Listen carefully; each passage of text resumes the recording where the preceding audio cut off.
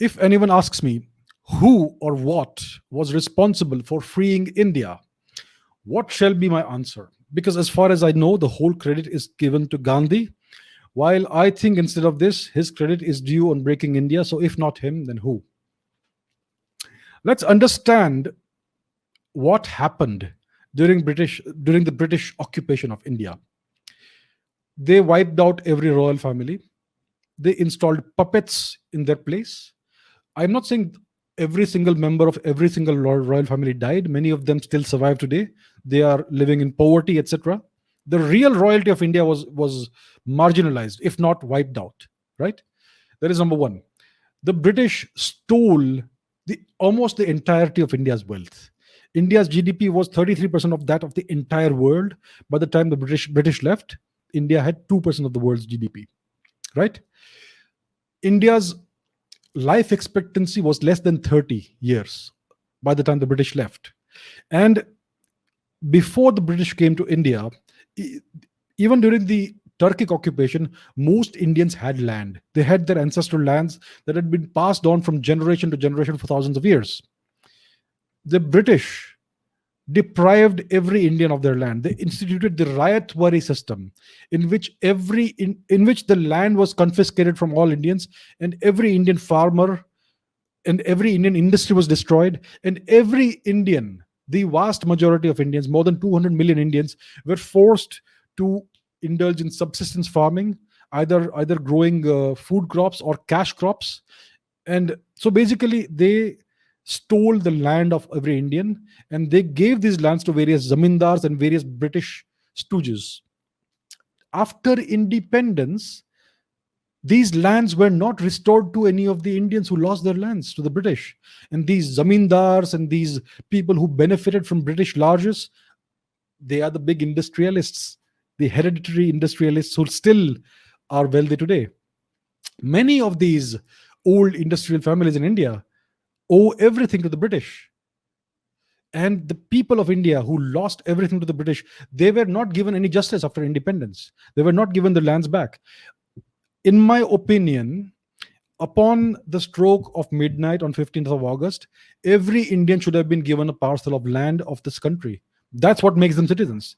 Everybody had land before the British occupation. Today, how many people actually own land? Very few. Very few people in India actually own land. If somebody were to compile the statistics would be shocking. So most Indian citizens don't own land in India, and a small number of people own great amounts of land. The largest non-government land owner in India is, guess who? It's the Catholic Church. So why were these injustices not redressed upon independence? These injustices have been allowed to persist. The people who benefited from British occupation of India, they are still benefiting from it. So did we really get independence? That's my question. We are still following British laws, the laws that the British wrote. We still have a foreign constitution which is not Indian in nature or origin. The institutions that govern us and rule upon us are the institutions the British made. And there has been no justice, land reforms, nothing. Nobody has been given the lands they lost or their ancestors lost. So where is this independence that we talk about? The independence that we are supposedly enjoying is an illusion. We have never become independent. We are continuing the same system. We're still speaking the same language. If I were to speak in Hindi, half my audience would disappear because half of India doesn't understand Hindi, south of the southern parts of India, because Hindi is almost like a foreign language for them because it is so Urduized and Persianized and Arabized. And that's why we have to rely upon a foreign language to unify this country as of now. So where's the independence? There's no independence. We are still trying to decolonize. Independence occurs only when you decolonize and you undo the policies that the British had implemented in India. So that's never happened. So I don't really believe that we have ever got independence from British rule. We are still continuing the same system, right? So yes, Gandhi gets the credit for breaking India. So does Jinnah to a small part. So does the Congress Party to a great extent. They also get a great deal of credit for slowing down the progress of India after 47. But in my opinion, India has never really become independent. We are still colonized in a variety of ways, especially mentally.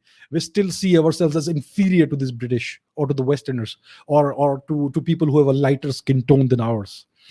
So we need to change our mentality, and we need to find a way to reform the system. And we are tired of gradual incremental reforms. We need revolutionary reforms to unleash the real India. So that's what we await. We await real independence.